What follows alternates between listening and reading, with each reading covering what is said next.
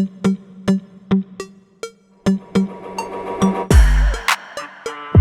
loves and welcome back to my YouTube channel. It's been like a year bago ko ulit nag-update. Ano lang naman tong video na to, a little life update, no? Para lang may alam ko yung kung ano nangyayari sa buhay-buhay ko. Anyway, ano ba, yung vlog na to is pre-vlog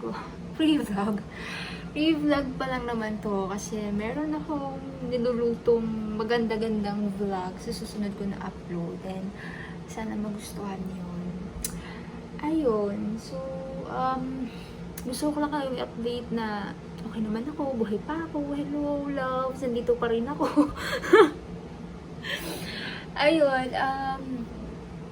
as you all know, if followers ko kayo sa mga social media account, especially sa TikTok, nag-post ako doon ng poll if ano yung vlog na gusto nyo makita sa mga susunod na upload ko.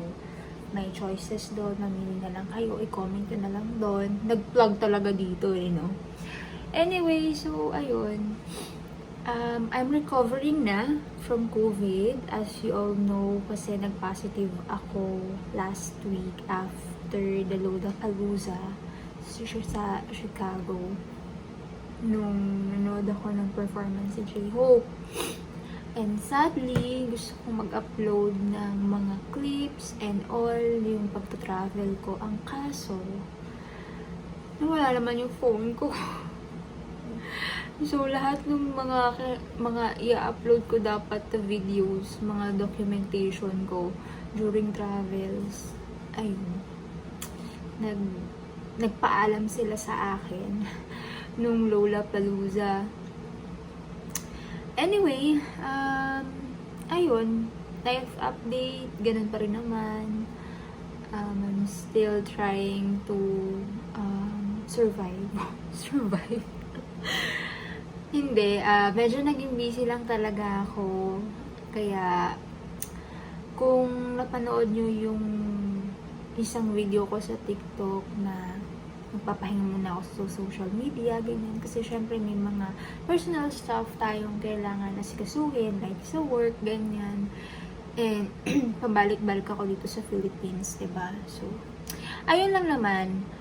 Gusto ko lang talaga kayong i-update kasi I'll try to upload videos here on my YouTube channel every week or let's say once a month or twice a month. Basta, yun yung magiging commitment ko sa inyo. So, let me know kung ano yung gusto nyo makitang mga videos sa mga susunod na upload ko. Ayun. Ano ba? Kamusta kayo? Actually, na-miss ko mag-record and medyo na-awkward na ako ngayon. Pero sa susunod na mga vlog, siguro comfortable na ako. Pasensya na kasi madilim.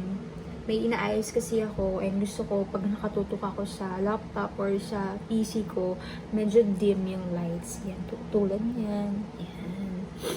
So, ayun, iniisip ko kasi, yung mga susunod na upload ko, either reaction videos, I'll try to open up my mind and my eyes. Wow, charot.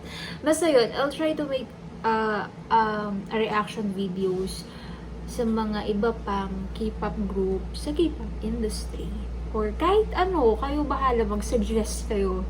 Basta yun pa lang yung nasa isip ko. And usual thing ni ate nyo is yung parang mag-content about sa pagiging fangirling life ko, ganyan, with my friends, mga kaganapan sa life. Basta, let me know sa comment section if gusto nyo makita.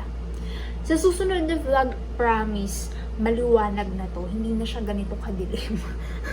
It's just that may inaasikaso lang talaga ako ngayon sa work and sa mga iba pang content na i-upload natin here on YouTube. Alright? So, ayun lang naman yung tungkol sa vlog na to or sa video na to. And I hope na magustuhan nyo yung mga susunod nating upload Stay safe, love. Stay hydrated. Huwag kayong lalabas ng bahay kung hindi naman talaga importante. Okay, huwag niyo akong gagayahin. Nagala pa rin naggala. Ayun, so, keep safe. Stay healthy. Porahe. Annyeong.